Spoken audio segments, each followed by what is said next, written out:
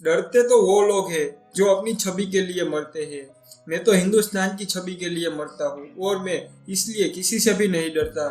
ऐसा कहना है दुनिया के सबसे शक्तिशाली लोगों में शामिल भारत के यशस्वी और सबसे लोकप्रिय प्रधानमंत्री श्री नरेंद्र मोदी जी का, जिन्हें हमारी देश की राजनीति की वजह से आप प्यार करें या नफरत, लेकिन उनके कार्यों को अनदेखा नहीं कर सकता।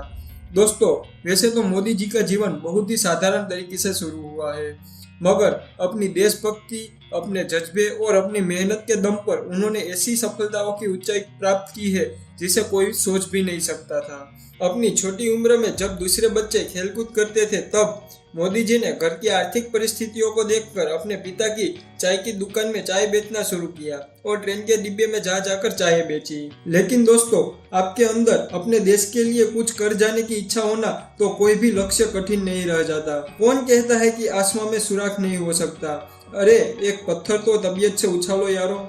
आइए दोस्तों, हम शुरू से मोदी जी के चाय बेचने से लेकर प्रधानमंत्री बनने तक की सफर को हम डिटेल में देखते हैं। नरेंद्र मोदी जी का जन्म 17 सितंबर साल 1950 को बॉम्बे राज्य के वडनगर गांव में हुआ था। दोस्तों, बता दूं कि बॉम्बे पहले भारत का ही एक राज्य हुआ करता था, जिसे पहली मई साल 1960 को विभाजन करके गुजरात और महाराष्ट्र ऐसे दो राज्यों में विभाजित कर दिया गया। तो इसी तरह से मोदी जी का जन्म स्थान गुजरात राज्य के अंतर्गत आता है। मोदी जी के पिता का नाम दामोदर दास मूलचंद दास मोदी था और माता का नाम हीराबेन मोदी है।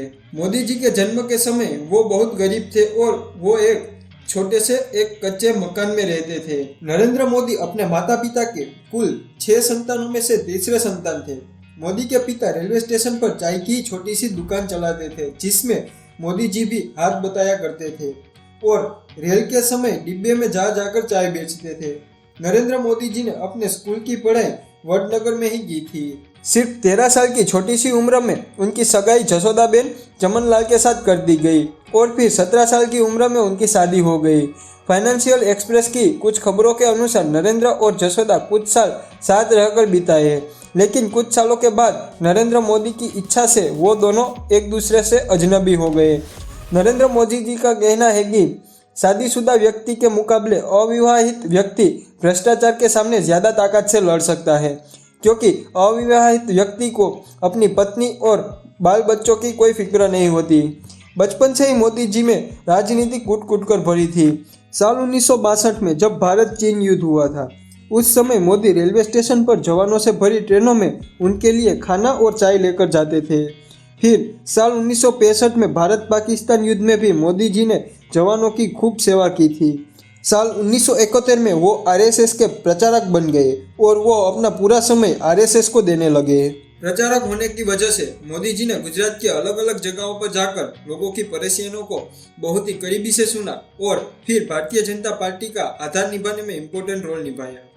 साल 1975 में तब के कांग्रेस प्रधानमंत्री श्रीमती इंदिरा जी ने कई राज्यों में आपातकालीन जाहिर कर दिया था और तब आरएसएस जैसी कई संस्थाओं पर प्रतिबंध भी लगा दिया गया था।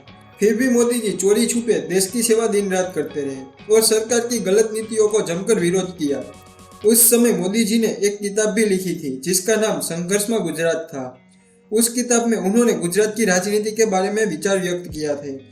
उन्होंने आरएसएस का प्रचारक रहते हुए साल 1980 में गुजरात यूनिवर्सिटी से राजनीतिक विज्ञान में पीजी की डिग्री प्राप्त की थी।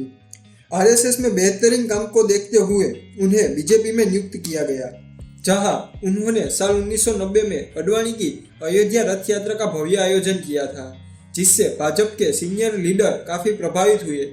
आगे भी उनके अच्छे कार्यों और मेहनत से भाजपा में उनके नाम मशहूर हो। आखिरकार मोदी जी की मेहनत रंग लाई और उनकी पार्टी ने गुजरात में साल 1995 के विधानसभा चुनाव में बहुमती से अपनी सरकार बना ली।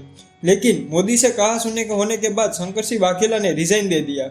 उसके बाद केशुभाई पटेल जी को गुजरात का नया मुख्यमंत्री बना दिया और बाद में मोदी जी को दिल्ली बुलाकर भाजपा में गठबंधन के लिए केंद्रीय मंत्री की रिस्पॉन्सिबिलिटी दी गई। मोदी जी ने इस कार्य को भी बहुत अच्छे से किया। साल 2001 में जब केशुभाई पटेल जी की तबीयत बहुत बिगड़ने लगी थी और भाजपा चुनाव में काफी सीटें हारने लगी थी, तब उसके बाद बीजेपी ने अक्टूबर 2001 को केशुभाई पटेल जी की जगह मोदी जी को गुजरात के नया मुख्यमंत्री की कमान संभाली। मोदी जी ने अपना मुख्यमंत्री का पहला कार्यकाल 7 अक्टूबर 2001 से शुरू किया। उसके बाद मोदी ने राजकोट विधानसभा चुनाव लड़ा, जिसमें उन्हें कांग्रेस पार्टी के अश्विन मेहता को काफी बड़े अंतर से हराया। मुख्यमंत्री रहते हुए भी मोदी ने अपने कार्यों को काफी अच्छे से किया और गुजरात को काफी मजबूत बना लिया। उन्होंने गांव-गांव तक बिजली और पानी पहुंचाया, टूरिज्म को बढ़ावा दिया। देश में पहली बार राज्य की सभी नदियों को एक साथ जोड़ा गया, जिससे पानी की समस्या हल हो सके। और देखते ही देखते गुजरात को भारत का सबसे बेहतरीन राज्य बना दिया और वो खुद गुजरात के सबसे लोकप्रिय सीएम बन गए। उनके अच्छे डिसीजंस और कार्यों की वजह से गुजरात के लोगों ने मोदी को 4 बार लगातार अपना मुख्यमंत्री बनाया। मोदी की लोकप्रियता और कार्यों को देखकर बीजेपी के सीनियर नेताओं ने साल 2014 के लोकसभा चुनाव का प्रधानमंत्री उम्मीदवार घोषित किया, जिसके बाद मोदी ने पूरे भारत में काफ़ी सारा प्रचार और रैलियां की और लोगों ने भी मोदी जी को काफ़ी सारा सपोर्ट किया। बाद में लोगों को मोदी जी का अच्छा सपोर्ट होने के कारण चुनाव जीतकर भारत के वे 15वें प्रधानमंत्री बने। अब बात करते हैं मोदी जी की दिनचर्या की। तो मोदी जी दिन के 17 से 18 घंटे तक काम करते हैं और कुछ ही घंटे सोते हैं। मोदी जी शुद्ध वेजिटेरियन है और वे नवरात्रि के 9 दिन उपवास रखते हैं। मोदी जी हर रोज योग करके खुद को स्वस्थ रखते हैं एवं तंदुरुस्त रखते हैं। इसके अलावा मोदी जी को पशु पक्षियों से भी काफ़ी सारा लगाव है। तो दोस्तों, यह थी हमारे देश के सबसे लोकप्रिय नेता श्री नरेंद्र मोदी जी की बायोग्राफी। दोस्तों, अगर आपको वीडियो अच्छी लगी हो तो वीडियो को लाइक करके शेयर करना और दोस्तों आपको अगली वीडियो किस टॉपिक पर चाहिए यह कमेंट बॉक्स में कमेंट करके ज़रूर बताना।